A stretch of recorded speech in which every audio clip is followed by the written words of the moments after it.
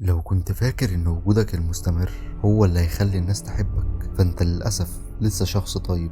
الحقيقة إن غيابك أحيانا بيكون أقوى من وجودك، ولكن زي ما ذكرت في الفيديو اللي فات الغياب لوحده مش حل، ولكن الحل إنك تكون عارف إمتى تغيب والتوقيت الصح اللي تغيب فيه، ولما تظهر يكون بشكل يخطف أنظار اللي حواليك، لأن غيابك بشكل خاطئ ممكن يخليك تتنسي للأبد. وفي الفيديو ده هقولك إزاي تستخدم الاختفاء بذكاء وتخلي غيابك مصدر قوة وتأثير.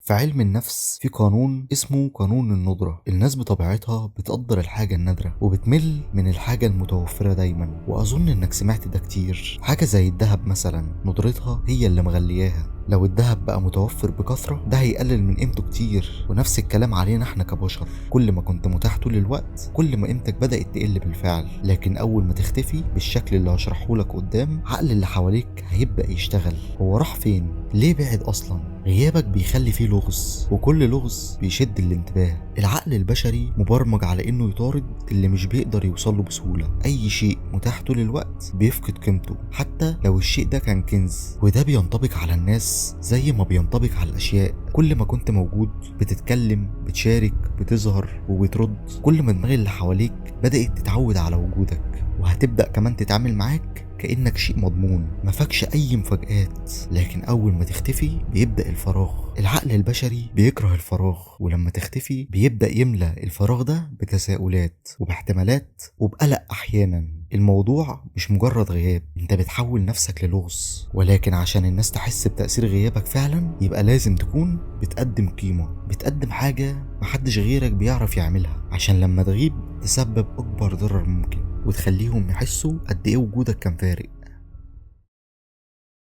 في علاقتك مع الناس بيجي وقت وتبدأ تحس ان قيمتك بدأت تقل، مش لانك اتغيرت لكن لانك بقيت متاح اكتر من اللازم، واضح اكتر من اللازم، موجود اكتر من اللازم. وساعتها بيحصل اخطر شيء ممكن يحصل لاي انسان، الهيبة بتتكسر ووجودك بيكون زي عدمه. بس الخبر الكويس انك تقدر ترجعها، بس مش بالكلام ولا بالتبرير ولا حتى بالاعتذار. انك ترجع الهيبة ومكانتك بين الناس يبقى محتاج تعيد ظبطها. طب يعني ايه؟ يعني تختفي فجأة. لما تختفي فجأة وتسيبهم يتساءلوا وما يلاقوش جواب لاختفائك، هنا بس هيبدأوا يشكوا انهم فعلا خسروك، وهنا بتكون فرصتك عشان تعرفهم قيمتك. ولكن زي ما قلت لك مش بالكلام. طب ازاي؟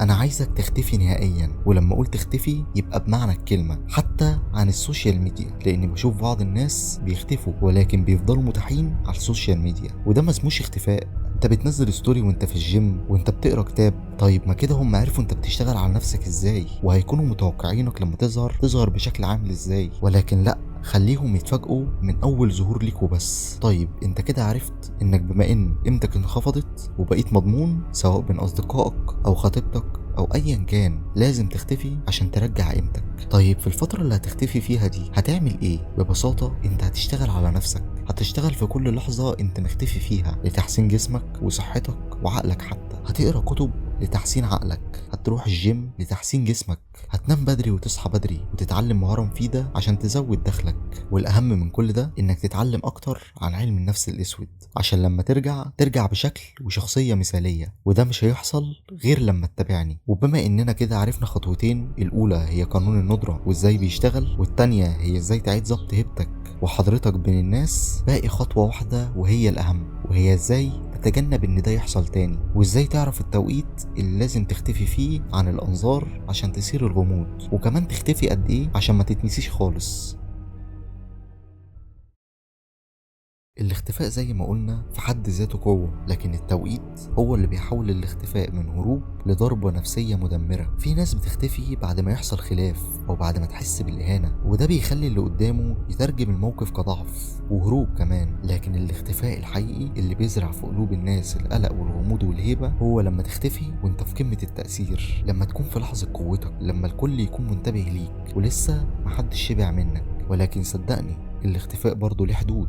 انت يمكن ذو قيمة عالية، ولكن احنا مش عايزين نتنسي، وعشان كده الاختفاء بحد اقصى يكون ما بين 3 اسابيع لشهر كامل. وده لان العقل البشري بيخاف من المفاجآت وبيكره الحاجات اللي مش عارف يتوقعها. لما تبقى بتظهر وتختفي كل فترة وانت في قمة قوتك، ده هيخليهم دايما حاسين انهم مش متمكنين منك ولسه مش عارفين عنك كتير. ولو رجعت بعد فترة بترجع بهيبة جديدة، بهالة غامضة وبتأثير اعمق. بس عشان تفضل محافظ عليها يبقى لازم تغيب من فترة والتانية وتكون بإصدار جديد، إصدار مش بيتكلم كتير، مش فاضي طول الوقت. وده هو سر التوقيت، وتقدر تطبقه على أي جانب من جوانب حياتك. أول ما تحس إن الشخص اللي قدامك بدأ يضمن وجودك ويحس إنك شخص عادي، لازم تعرفه إنك مش شخص عادي، وإنه لازم يقدر كل لحظة في وجودك، لأنك ممكن تختفي في أي وقت.